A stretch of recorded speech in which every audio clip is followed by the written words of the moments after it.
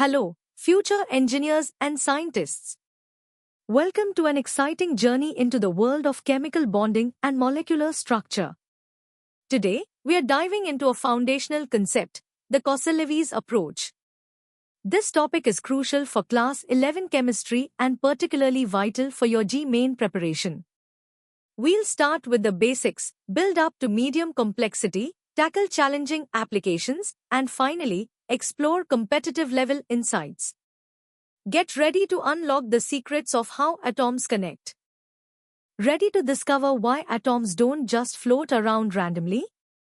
Let's begin with the easy part. Why do atoms bond? It's all about stability. Imagine atoms as tiny individuals always striving to be stable, much like us. They achieve this by getting a full outermost electron shell, just like the superstable noble gases such as neon or argon. This quest for stability is often guided by the octet rule, which states that atoms aim for 8 electrons in their outermost shell. Kossel and Lewis were the pioneers who first proposed simple, yet powerful, ways to explain how atoms achieve this magical number 8. Now, let's look at the core ideas of Kossel and Lewis. Kossel focused on ionic bonding, where electrons are completely transferred from one atom to another. This creates charged particles called ions, which then stick together due to strong electrical attraction. Think of it like giving away or taking an electron to become stable. On the other hand, Lewis introduced covalent bonding, where atoms achieve stability by sharing electrons. He gave us Lewis dot structures, a simple way to draw and visualize these shared electrons, helping us understand how molecules like water form. Both brilliant ideas aimed at the same goal, achieving that stable octet. Alright, time to test your understanding of these fundamental concepts. Take a moment to answer these 3 questions based on what we've just discussed. These will help solidify your grasp on why atoms bond and the basic ideas of the Kossel-Lewis approach. Good luck! Great job with the basics. Now, let's deepen our understanding of the Kossel-Lewis approach with some more detailed explanations. The year 1916 was pivotal for chemistry. Walter Kossel and Jean Lewis, working independently, unveiled their groundbreaking theories on chemical bonding. Their combined insights formed what we now call the electronic theory of chemical bonding. Kossel brilliantly explained ionic bonds, focusing on the electrostatic forces between charged ions. Lewis, on the other hand, introduced the revolutionary concept of shared electron pairs, giving birth to the idea of covalent bonds. Together, they provided the first comprehensive framework for understanding how atoms interact to achieve the stable electron configurations of noble gases. Let's dive deeper into Kossel's contribution.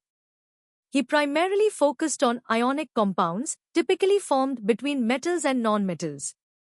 His theory proposed that metals, with their low ionization energies, readily lose electrons to form positively charged cations. Nonmetals, with their high electron affinities, readily gain these electrons to form negatively charged anions. This complete transfer of electrons allows both atoms to achieve stable noble gas configurations. The resulting oppositely charged ions are then held together by powerful electrostatic forces, forming a strong ionic bond. A classic example is the formation of sodium chloride, where sodium gives up an electron to chlorine. Now, let's explore Lewis' profound insights into covalent bonding. Lewis proposed that atoms can achieve a stable octet by sharing valence electrons. A single shared pair of electrons forms a single covalent bond. For greater stability, atoms can share 2 or even 3 pairs of electrons, leading to double or triple bonds, respectively, like in oxygen or nitrogen molecules. He also distinguished between shared pairs and unshared or lone pairs of electrons. Lewis introduced Lewis dot structures as a simple yet powerful way to represent these valence electrons and bonds, making it easier to visualize molecular structures. The process involves counting total valence electrons, arranging atoms, and distributing electrons to satisfy octets. You've gained a deeper understanding of Cossell's and Levy's individual contributions. Now, it's time to apply this knowledge. Here are 5 practice questions that will challenge you to draw Lewis structures, explain bonding types, and calculate valence electrons. Take your time, think critically, and reinforce your learning. Excellent work so far. Ready to tackle some more complex aspects and limitations of this fundamental approach? While incredibly useful, the octet rule isn't flawless.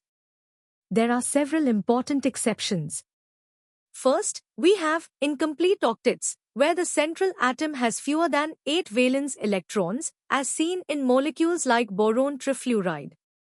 Then there are expanded octets, where the central atom, typically from the 3rd period or below, accommodates more than 8 electrons, such as in phosphorus pentachloride or sulfur hexafluoride. Finally, we encounter odd electron molecules, which contain an odd number of valence electrons, making it impossible for all atoms to achieve an octet, like nitric oxide. These exceptions highlight the need for more advanced bonding theories to fully explain chemical reality. Let's delve into 2 powerful concepts: formal charge and resonance. Formal charge helps us evaluate the best possible Lewis structure for a molecule. It's a hypothetical charge assigned to an atom, calculated by subtracting its non-bonding electrons and half of its bonding electrons from its valence electrons. Structures with formal charges closest to 0 are generally more stable. Resonance structures come into play when a single Lewis structure can't fully describe a molecule. In such cases, electrons are delocalized over multiple atoms, and we draw several contributing structures, collectively known as resonance structures, to represent the actual resonance hybrid of the molecule. The carbonate ion is a classic example. While the Cossell-Lewis approach primarily focuses on electron distribution, it's also the essential starting point for understanding molecular geometry. Lewis structures provide us with the arrangement of electron pairs around a central atom. This information is directly used by VSEPR theory, or valence shell electron pair repulsion theory, to predict the 3-dimensional shape of molecules. For instance, knowing that water has 2 bonding pairs and 2 lone pairs from its Lewis structure allows VSEPR to predict its bent shape. So, the Cossell-Lewis framework, though not directly predicting geometry, lays the crucial groundwork for it.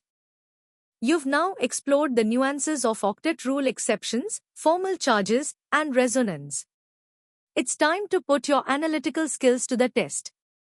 Here are 7 challenging practice questions that require you to apply these concepts and think critically about molecular structures. Give them your best shot. You've mastered the intricacies of the Cossell-Lewis approach. Now, let's push the boundaries, connecting it to competitive depth and engineering insights.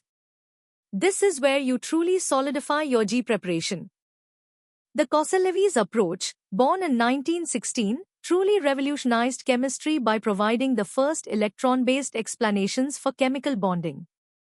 Cossell's focus on electron transfer for ionic bonds and Levy's groundbreaking concept of electron sharing for covalent bonds offered a remarkably comprehensive, albeit qualitative, framework.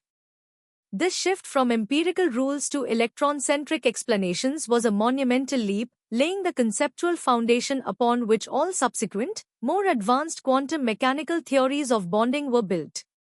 It refined our understanding of valence from a mere combining capacity to a precise description of electron interactions. Let's deepen our understanding of octet rule anomalies. Hypervalent compounds, those with expanded octets like SF6 or PCl5, are formed by elements from period 3 onwards. This phenomenon is attributed to the availability of vacant d orbitals, which can participate in bonding and accommodate more than 8 electrons around the central atom.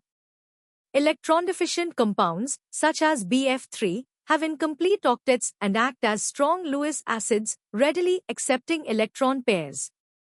Odd electron molecules or radicals, like No, are highly reactive due to their unpaired electron, often seeking to dimease or react to achieve electron pairing.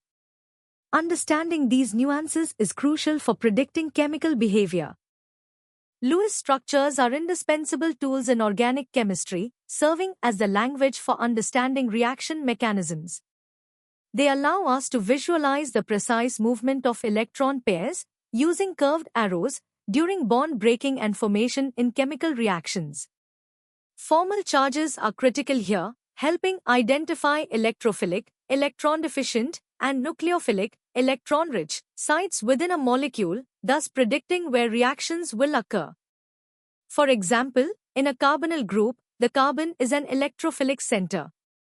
Furthermore, resonance structures are vital for understanding the stability and reactivity of intermediates and products, influencing the entire reaction pathway. The Kossel-Lewis framework provides the fundamental visual and conceptual basis for navigating complex organic transformations. Despite its immense utility, the Kossel-Lewis approach has inherent limitations.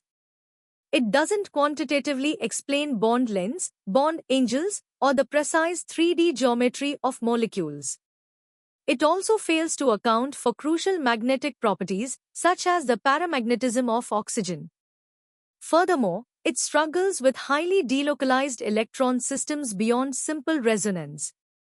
These limitations paved the way for more sophisticated quantum mechanical theories like valence bond theory and molecular orbital theory. While VBT and MOT offer deeper, quantitative insights into orbital overlap, bond energies, and molecular properties, the Kossel-Lewis approach remains a crucial conceptual stepping stone, providing an intuitive visual framework that bridges introductory chemistry to advanced bonding theories. You've absorbed a wealth of advanced concepts. Now, for the ultimate challenge. These 5 questions demand deep analytical thinking, critical evaluation, and the application of all the nuances we've discussed. Take your time, formulate comprehensive answers, and push your understanding to the competitive level. Let's continue to sharpen your competitive edge with the next set of 5 challenging questions. These problems will test your ability to connect different aspects of the Kossel-Lewis approach, identify its strengths and weaknesses, and relate it to broader chemical principles. Think like a scientist, analyze every detail, and strive for precision in your answers. And that brings us to the end of our deep dive into the Kossel-Lewis approach. I hope you now have a solid understanding of this foundational topic in chemical bonding, from its basic principles to its advanced applications and limitations. This knowledge is absolutely crucial for your GMAIN preparation and for building a strong base in chemistry. To continue your learning journey and explore more such insightful content, make sure to visit synapse.omaps.in. Don't forget to subscribe to our channel for regular updates and more engaging educational videos. Keep learning, keep exploring, and keep excelling.